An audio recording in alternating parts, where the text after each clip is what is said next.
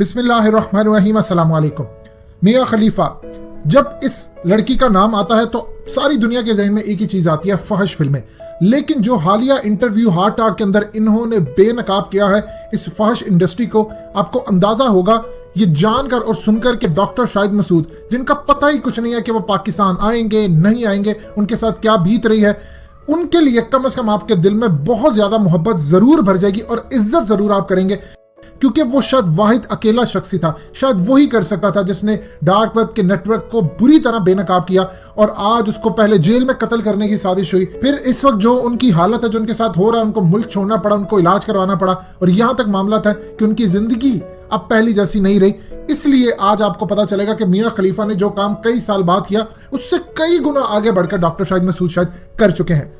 हाल ही के अंदर heart talk में एक जबरदस्त इनका इंटरव्यू हुआ और इंटरव्यू लेने वाले स्टीफन ने जिस तरह खूबसूरत अंदाज में एक भयानक ट्रुथ सामने लेकर आए वो बड़ा ही जबरदस्त था। मियां खलीफा बताती हैं कि उनको ऑफर हुई कि आप मॉडलिंग करें और आप मॉडलिंग करें, आप अच्छी दिखती हैं। कहती मैंने ऑफर एक्सेप्ट की। उसके बाद उन्होंने मुझसे कहा कि आप इस काम को छोड़कर अगर आप फर्स्ट फिल्मों में काम करें तो आपके लिए ज्यादा बेहतर होगा, टाइम कम लगेगा, पैसा भी मिल जाएगा।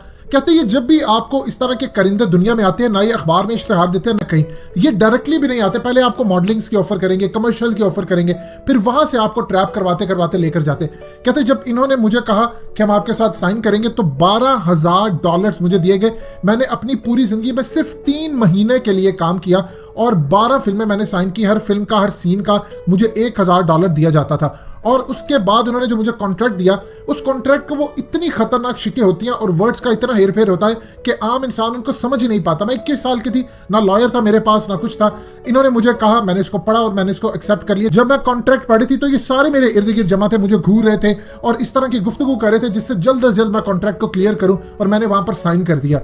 कहते उसके बाद जब मैं इस दुनिया के अंदर आई तो मेरा सबसे पहले यह ख्याल था, क्योंकि मैं लिबनान से ताल्लुक रखती हूँ, वहां पर कंजर्वेटिव सोच पाई जाती है, माँ बाप आपको ऐसा करने नहीं देते, तो मेरा ख्याल था कि मैं इन साइड छुपकर करती रहूंगी। दुनिया में भी ऐसा ही होता है, बहुत सारी लड़कियां काम करती हैं। कहती लेकिन जब मेरी वीडियो सिर्फ मैंने 3 महीने काम किया, दुनिया भर में इतनी ज्यादा हिट हो गई, इतनी ज्यादा हिट हो गई कि कंपनीज ने अरबों डॉलर्स मेरी वजह से कमा ली और मुझे सिर्फ $12,000 में टरका दिया। मैंने इस इंडस्ट्री से तौबा कर ली। उसके बाद मैंने विकिपीडिया से लेकर हर जगह जाकर कोशिश की कि मेरी तस्वीरें, ये चीजें डिलीट हो, लेकिन आप एक दफा इस इंडस्ट्री में कदम रख देते हैं, दोबारा आपके साथ नहीं होता।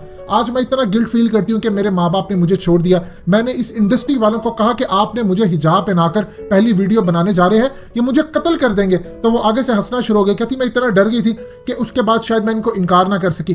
डेफिनेटली बात है, जब आप एक दफा घुस जाते हैं फिर आप इनकार करते हैं तो ये आपको जिंदा कैसे छोड़ते हैं। फिर उसके बाद इन कंपनीज वालों ने जो हाल किया, अरबों डॉलर्स इन्होंने कमा लिए अपनी वेबसाइट्स के थ्रू सारी दुनिया के अंदर, लेकिन एक जिसने कमाने वाली थी, कमा कर देने वाली थी, उसको सिर्फ 12,000 दिया और उसने 3 महीने काम किया। और आज भी देख लीजिए उसकी वीडियोस के मिलियंस ऑफ व्यूज होते हैं। ये मामला आगे चलते जा रहे।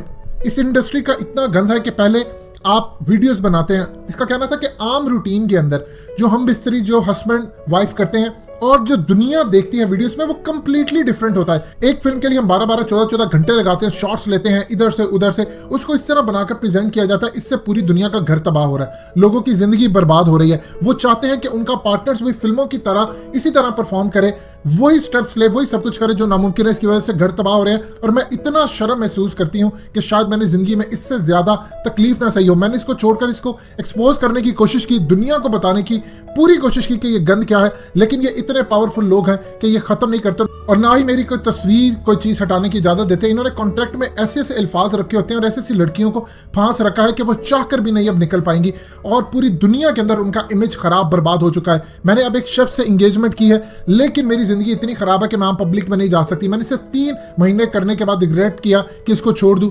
और ये इतने ताकतवर लोग हैं कि ये एक दफा आपको फंसा लेते हैं, फिर आपकी जान नहीं छोड़ते। मुझे दुनिया भर से कत्ल की धमकी आती रही। इन्होंने इस्लाम को बदनाम करने के लिए मुझे हिजाब उड़ाया, मुझे पता नहीं था।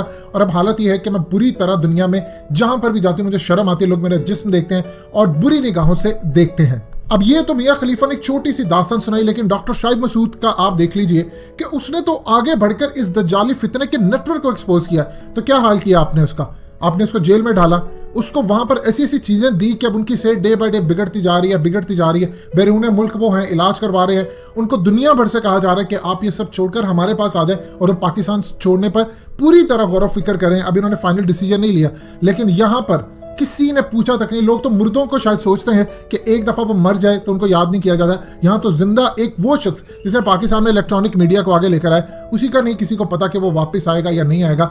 ये दुनिया के अंदर होता है कि आप एक दफा बेनकाब करते हो और आपको बुरी तरह फिर उसके बाद दर बदर की ठोकरें खानी पड़ती है, आपको जिंदा नहीं रहने दिया जाता। मिसाल बनाई जाती है कि कोई दोबारा करेगा तो उसके साथ भी यही हश्र होगा।